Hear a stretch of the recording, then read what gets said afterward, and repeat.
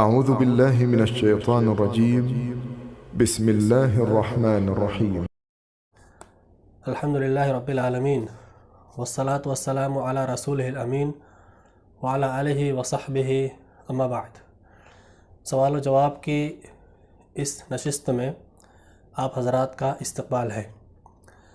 آج کی اس نشست میں ہم فضیلت الشیخ مفتی فضل الرحمن المدنی حفظہ اللہ سے بہت سے سوالات کے جوابات پوچھیں گے.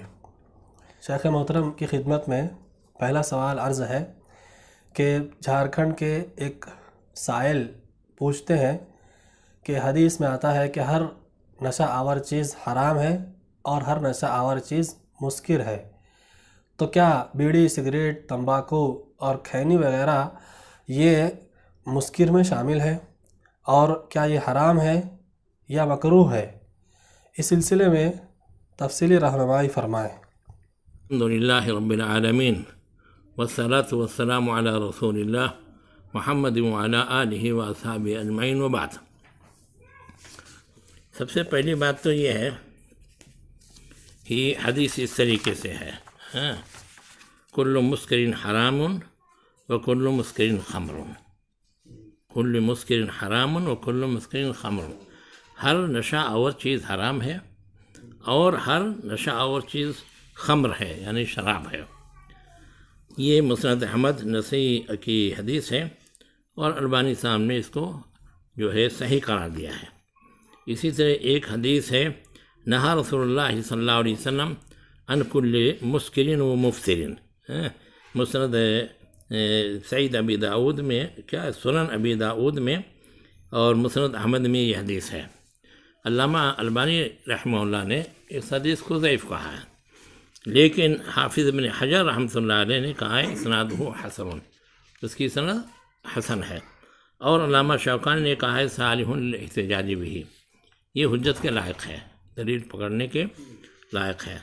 اور علامہ عبید اللہ صاحب مبارک پور رحمۃ اللہ علیہ نے بھی اپنے فتاوی میں اس حدیث کو ذکر کیا ہے اور اس سے استدلال کیا ہے. باقی ایک اور حدیث جو انہوں نے ذکر کیا ہے، الا ان کل مسکر حرام وکل مخدر حرام، تو کنز العمال میں یہ حدیث ہے. لیکن پہلا جز جو ہے ان کل مسکر حرام، یہ تو کئی حدیثوں میں وارد ہے، وہ صحیح ہے. لیکن کل مخدر حرام غالباً یہ صحیح نہیں ہے، واللہ عالم. کہیں میں کچھ پا نہیں سکا علماء کرام کے اقوال، تو اس بات سے میں سمجھتا ہوں کہ مخدر والا حصہ جو ہے شاید صحیح نہ ہو. اب اس میں جو سوال یہ کیا ہے انہوں نے کہ اس سے کیا کھینے، تمباکو، سگریٹ کو مسکر میں شامل کیا جائے گا. دیکھیں، ہم لوگ جیسے لوگ جو تمباکو اور اس سے بنی ہوئی چیزوں کو حرام قرار دیتے ہیں، وہ اس کو جو ہے مخدر کے بجائے کہتے ہیں کہ مفتر ہے. تو جس حدیث میں مفترون کا تذکرہ ہے، اس حدیث کے حساب سے یہ حرام ہو جاتا ہے. اور مفتر کا مطلب فطور پیدا کرنے والا. تو جو لوگ دیکھے ہوں گے جو ہے کھینی یا تمباکو کھانے والے یا بیڑی سگریٹ پینے والوں کو، کہ پہلی مرتبہ جب یہ لوگ پیتے ہیں، پہلی کیا شروع میں کئی روز تک جب یہ تمباکو کھاتے ہیں یا جو ہے بیڑی سگریٹ وغیرہ پیتے ہیں، تو ان کے اوپر فطور طاری ہو جاتا ہے، چکر آنے لگتا ہے، کئی لوگوں کو متلی بھی ہونے لگتا ہے اپنے بدن پر قابو نہیں ہے، گر جائیں گے، اور عجیب طرح سے بدن میں کمزوری پیدا ہوتی ہے. تو اس حساب سے اس حدیث سے، مفترین والی حدیث سے، اس کے لیے استدلال کر سکتے ہیں. یہاں تک نشہ آور ہونے کا ہے، تو میرے خیال میں ان چیزوں کو نشہ آور نہیں کہنا چاہیے، تمباکو وغیرہ کو نشہ آور نہیں کہنا چاہیے. لیکن ان کی حرمت کی وجہ یہ ہے کہ یہ سب مضر ہیں، اور حدیث سب کو معلوم ہے، لا ضرر ولا ضرار، نہ خود نقصان اٹھاؤ نہ کسی اور کو نقصان پہنچاؤ.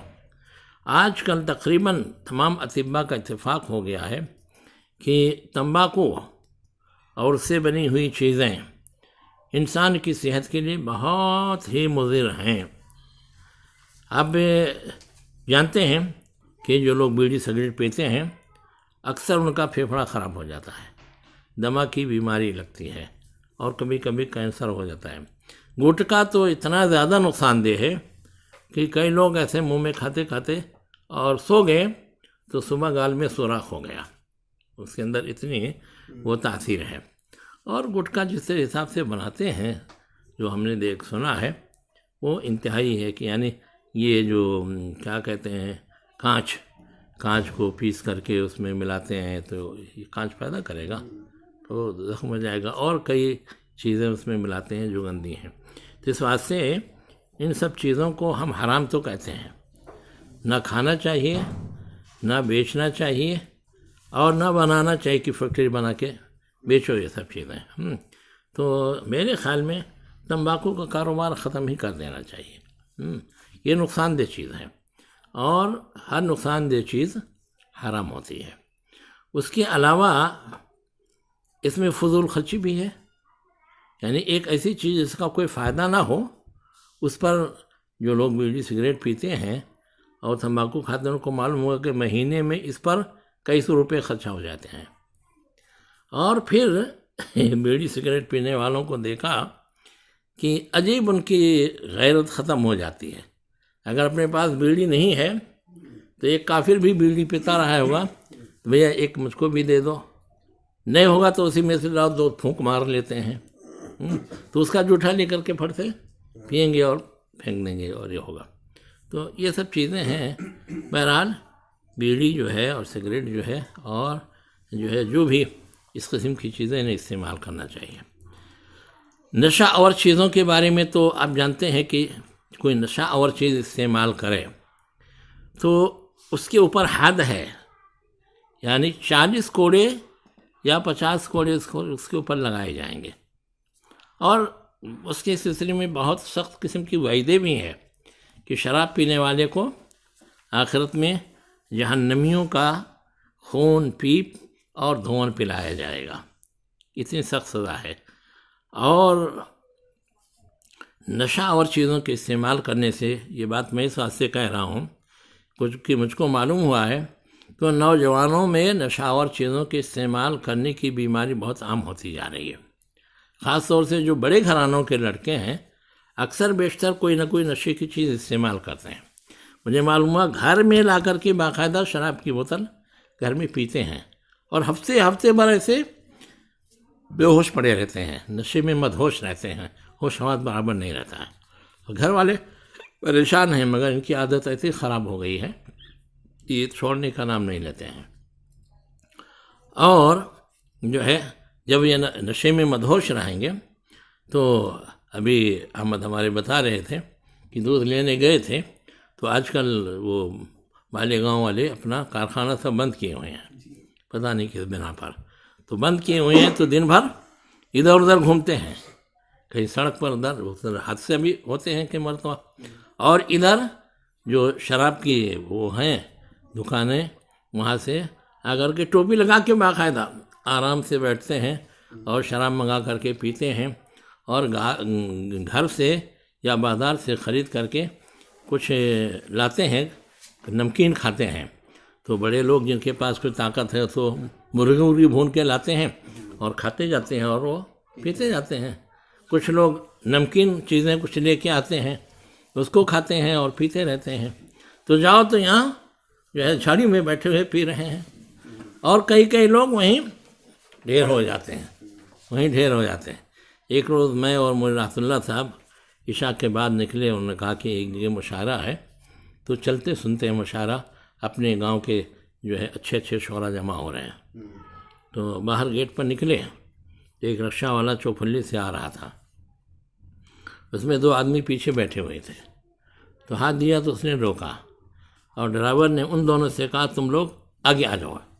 ایک کو کہا کہ اس کو پکڑ کے لا آگے بیٹھا، اور تو بھی اس کو روکے رہنا کہ گرنا پڑے کم وقت۔ اس کے بعد میں ہم پیچھے بیٹھایا تو رکشہ ڈرائیور کہنے لگا یہ وہاں چوپھلی کے آگے شراب پی کے اور مدہوش سڑک کے کنارے پڑا ہوا تھا، دیکھا تو اتفاق سے میری جان پہچان کا نکلا، فلاں سیٹھ صاحب کا لڑکا ہے۔ میں نے کہا یہ یہیں پڑا رہے گا تو کوئی مار ڈالے گا تو پتہ بھی نہیں چلے گا، کیونکہ ادھر تو مسلم محلہ ہے نہیں.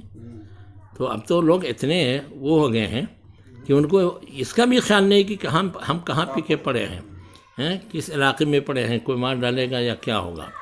تو رام کھا کر کے ہم نے اس کو اٹھا لیا.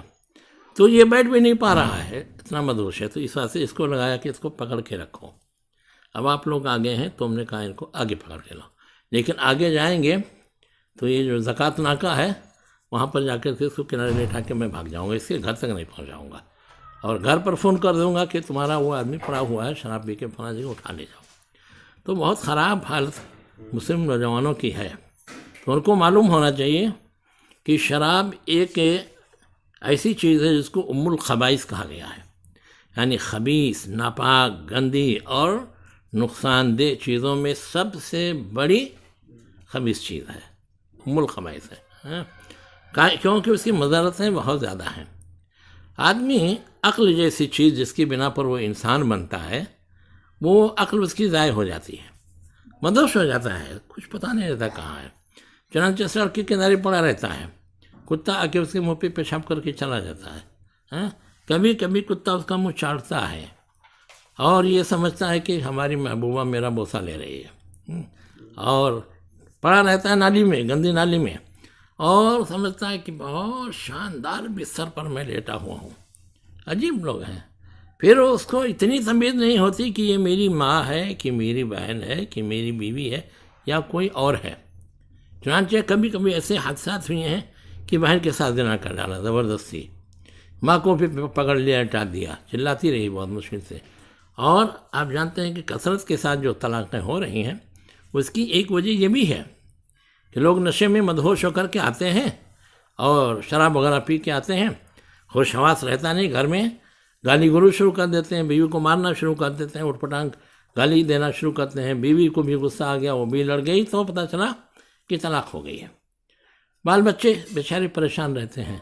گھر کا کئی لوگ ایسے بھی ہیں جن کو گھر کا خرچہ ملتا نہیں، اور یہ جو کچھ بھی ہے ماں سے شراب پینے کے لیے، باپ سے شراب پینے کے لیے پیسہ لینے کی خاطر نہیں دے پاتے ہیں تو مار دیتے ہیں. ایسے بھی کہتے ہیں. تو بہت خراب عادت ہے. مسلمانوں کو تو اس سے بہت زیادہ دور رہنا چاہیے. تو نشہ آور چیزیں جتنی ہیں، جس نے کسی نے پوچھا ہے کیا ان سب چیزوں کو ہم جو ہے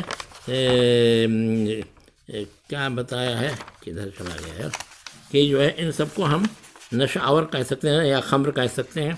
دیکھو جن میں نشہ ہے ان نشہ آور چیزوں کو ہم خمر کہہ سکتے ہیں. کلو مسکرین خمرون، اور جو ہے کلو مسکرین حرامون، یہ تو حدیث میں ہے. ہر نشہ آور چیز خمر ہے اور ہر نشہ آور چیز حرام ہے، اس کو کہہ سکتے ہیں. باقی گٹکا وغیرہ کو ہم خمر نہیں کہتے ہیں، مسکر نہیں کہتے ہیں، لیکن مفسر مانتے ہیں، اور اس کی مضرتوں کی وجہ سے ہے. اب آپ دیکھتے ہوں گے، سنا ہوگا کہ سگریٹ کے ہر پیکٹ پر لکھا رہتا ہے کہ یہ چیز مضر ہے، اس کو استعمال مت کیجیے. حکومت کی طرف سے ان کمپنیوں کے آرڈر ہے کہ لکھ دیا کریں. لیکن اب پینے والے تو سب پی رہے ہیں. تو بہرحال شراب اور گٹکا اور یہ جتنی بھی جو ہے نقصان دہ چیزیں ہیں، تمباکو اور یہ سب چیزیں، ان سب چیزوں سے ہم کو بہت دور رہنا چاہیے.